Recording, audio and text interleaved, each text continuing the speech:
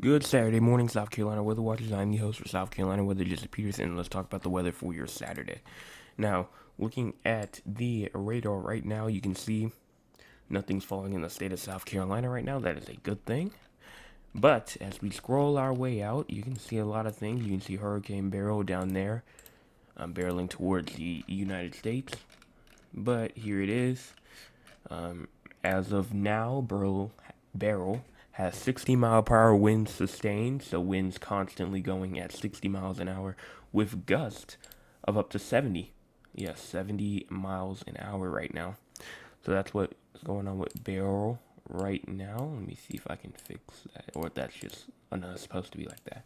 So you can see that the strong tropical storm force winds, or those strong 60 mile per hour sustained winds with gusts of up to 70 miles an hour, is right here in the center. So this is where you have the 60 to 70 mile per hour winds right now. And then on the outer bands, you have sustained winds of 30 miles an hour with gusts of up to 50 miles an hour in this region, like right here. Let me see if I can circle that. But yeah, that's what's going on with that. And then as I move my way upward, let's talk about the entire United States. So here's the projected track of Beryl. We'll talk about Beryl. We'll talk about that when it's the hurricane sector. But here you can see that nothing's going on pretty much for most of the southeast. We do have some showers and storms down inside like southern Florida near like Miami and the Keys. But other than that, that's pretty much all that is. And then as we move up into the northeast, you can start to see some more flooding concerns going on for up there as well. And also for the Midwest and the Great Lakes region as well, we also do have that chance as well. And then also up here inside of the northern central United States, we do have some rain going through there as well. Flood watches for portions of Oklahoma and Texas, as well as eastern Iowa, southern New Mexico, and pretty much the Pacific Northwest up here. Also, with Montana as well, we do have some showers all the way up there. Same thing up there with Canada. And then as you move through to the cloud cover for today, or right now, you can see cloud cover right now. It's just mainly some high clouds over there just to the northwest and western Columbia regions as well. Those are going to move their way they're kind of moving northeastern or maybe eastward, somewhere around there, probably northeastward right now. And those will continue to move because we will have convection pop off later, and that's one thing that I do need to talk. That's one thing that we do need to talk about as well. So that's that. The cloud cover. Let's talk about the future cloud cover though. Here are cloud cover total percentage as we move through today.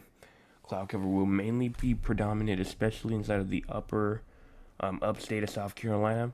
But then as we move into tonight, cloud cover will start making it into like the Midlands, low country of South Carolina. PD region will still be pretty clear until we get to around late tonight or early tomorrow morning. Tomorrow's Sunday morning, we'll start to see some of those. We'll start to see most of those clouds develop inside of all of South Carolina, and then here is around 24 hours out from now. It will be a cloudy Sunday morning as we move through there.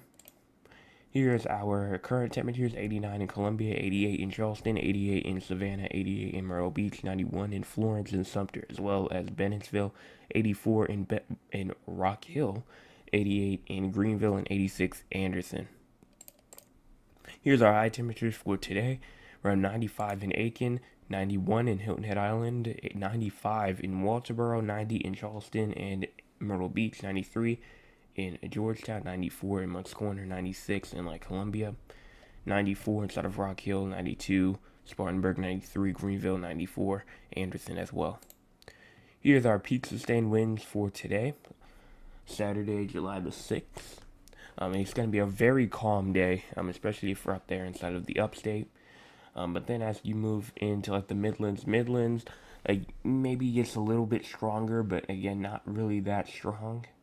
The PD region looks to have sustained winds of probably up to around 15 to 17, maybe even 20 miles an hour the closer you get towards the coast. So we're going to have to, you might have some pretty gusty conditions there, but the low country of South Carolina, if you're inland low country, it's going to be like kind of, you might feel a little something, but it won't be too bad. The coast, you'll probably feel something with sustained winds up to like 10 to 15 miles an hour. Here's the gusts though. Gusts around 25 at Myrtle Beach, 20 in Georgetown, 17 at Charleston, 17 at Hilton Head Island. Upstate again, calm. The Midlands again, 10 to 15 miles an hour for the Midlands. And then probably in the low country, South Carolina, the inland low country, around 15 miles an hour. Here's our forecasted precipitation for today. Around 1 to 1.5 inches in Columbia, about 1 to 1.5 in Orangeburg, half an inch to an inch in Barnwell, quarter of an inch to a half an inch in Walterboro, tenth of an inch to a quarter of an inch in Moncks Corner. Probably no rain expected for pretty much the entire coastline from Hilton Head Island all the way through to Myrtle Beach. Maybe even a half an inch to an inch possible in Dillon. Same thing with Cheraw and Rock Hill. And there's some isolated regions that can see up to 2 inches, and maybe some with up to 3 inches as well. So these storms, when they push through, they're going to cause some torrential downpours. So you're going to have to watch out for that as well as we move through today. And here's the SPC outlook. Even though we do not have a day one severe risk, I do believe that there is still that chance that we could still see a gusty thunderstorm as we move through today. They're not really saying anything too much in the discussion, but from one of the National Weather Service at Charleston, they did say, they did issue like special weather statements and all that kind of stuff, saying that these storms, as they move through, could try to provide some type of torrential downpour activity, torrential downpour activity, gusty winds. Didn't really say anything too much about hail. Minor flooding concerns could be issue with this as well. So you're going to have to watch out with that as well. And let me move on to the models real quick. So let's go to the 18Z, the 13Z, my bad.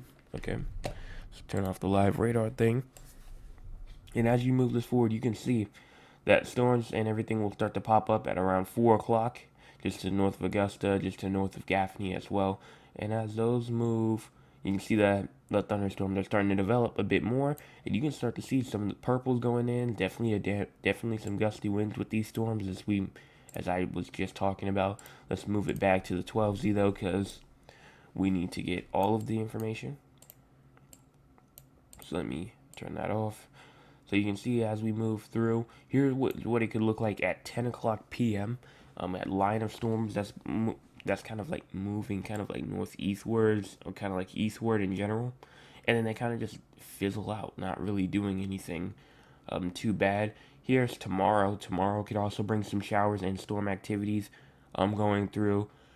And maybe even a kind of interesting, kind of like damaging wind, gusty wind threat kind of going through like western portions of South Carolina as we go through tomorrow. I should say, yeah, tomorrow. But that's pretty much all that's going on. So here's what I think. Peak will probably be close to around 9 o'clock, especially for a damaging wind threat. And as that moves, it just pretty much kind of almost just like dissipates. But we'll continue to watch and see what goes on there. Here is our excessive rainfall outlook. See that we still do have that slight risk of excessive rainfall for the Midlands and northern low country, southern upstate of South Carolina as well. Also, we do have a marginal risk that surrounds that goes pretty much from just to the western side of Charleston. Well, the only portion that is not under a chance of excessive rainfall is downtown Charleston, all the way up through Georgetown, all the way up to Myrtle Beach. But that from the coast all the way through there, those are the only places that do not have a chance of excessive rainfall. Everyone else, if you're in the far upstate, marginal risk. If you're in the low country, probably a marginal risk. PD region, probably close to a marginal risk. And then everyone else is inside the yellow slight risk. Here is our National Hurricane Center and Central Pacific Hurricane Center outlook. Here is Tropical Storm Beryl right here. And as it is moving, Says there is an increasing risk of damaging hurricane force winds and life-threatening storm surge to portions of northeastern Mexico and the Texas coast late Sunday and Monday, where hurricane and storm surge watches are in effect. Additional watches and warnings may be required later today. Interest in these areas should follow any advice given by local officials. Flash flooding and urban flooding, some of which may be locally considerable in nature, is likely across portions of the Texas Gulf Coast and eastern Texas beginning late Sunday through midweek. Rip currents will cause life-threatening beach conditions through the weekend across much of the Gulf Coast. Beachgoers should heed warning flags and advice of lifeguards and local officials before venturing into the water. So that's Burrow's thing, or Barrel. Let me move on to here, and let's go look at tropicaltidbits.com and see what they have over there for Hurricane Beryl. So here's the forecast track for Beryl right here. You can see that right now it's sitting at tropical storm. Again, winds sustained 60 miles an hour with gusts of up to 70 miles an hour. That's moving its way upward, and it's going to re-intensify into a hurricane as we get into like the late morning hours on Monday, around 1 a.m., somewhere around there. And as it continues to move upward towards Texas, we are pretty much guaranteed that it's going to hit somewhere probably in between Corpus Christi and Houston. I think that's probably the best concern, right? That's probably the best answer probably for this right now. But as it moves upward, it actually will stay a tropical storm for a pretty interesting amount of time as we get through. You can even see it on here as well. As we get, here's like Austin and Houston right there. This will still be a tropical storm with winds sustained 40 miles an hour with gusts still up to 50 miles an hour. And this could go all the way closer towards like Dallas region as well. 30 miles per hour with gusts of up to 40 miles an hour as well. So this is still something that even inland Texas are gonna have to maybe pay attention to a little bit. But as we move through to let me go through the hurricane models, and as we continue to move this forward some more, you start to see most of those hurricane models are kind of like pointed out towards Corpus Christi a little bit, and those are going to continue more upward, and it's going to kind of move its way towards like Arkansas, Missouri, Kentucky, as well as Tennessee, Illinois, Indiana, all the way up there. So we're gonna have to watch up there as well, just for a regular low pressure. It's not gonna be a tropical storm once it gets up there, but most models have this thing making landfall near like Corpus Christi. Here is the GFS ensemble. You can see right here, still pretty much saying the same thing. It's gonna curve up, and this one actually has it a little bit further south, which would be probably the best case scenario. Just so stay out of those waters for a longer period of time. But as we move through towards, as it moves upward into the United States, it's going to obviously de-intensify because of the land. So when I say, oh, it's going to go up there towards Indiana and Illinois, not as a hurricane or like a tropical storm or a tropical depression, but just like a regular low pressure, it's not really going to do much at all. So as this thing is moving upward, it's going to de-intensify rapidly. Here's the GEPS. This is the European ensemble right here. And again, pretty much the same thing in between Corpus Christi and Houston is where this thing is going to make landfall. So I think we pretty much nailed it in between there. It's either going to be in between Houston or Corpus Christi. Well, it will be, but now we just got to figure out where exactly will it be at when it gets to Corpus Christi and Corpus Christi and Houston. I don't know where in the world I got Illinois from Houston, but okay. Let's continue into the intensity guidance. Here's the tropical storm Beryl from the intensity guidance. And as you move this upward, it kind of like moves into like the category 1 territory, as you can see on your screen. But then it kind of moves down south, kind of towards just into like a tropical depression range. So it's definitely gonna stay a tropical storm for sure before it hits Texas. But category 1 is probably the best answer to that. That's probably the best threat. And that's pretty much it. I don't have anything else in terms of tropical storm Beryl. Here's what Beryl looks like. And then there goes Texas and Mexico right there.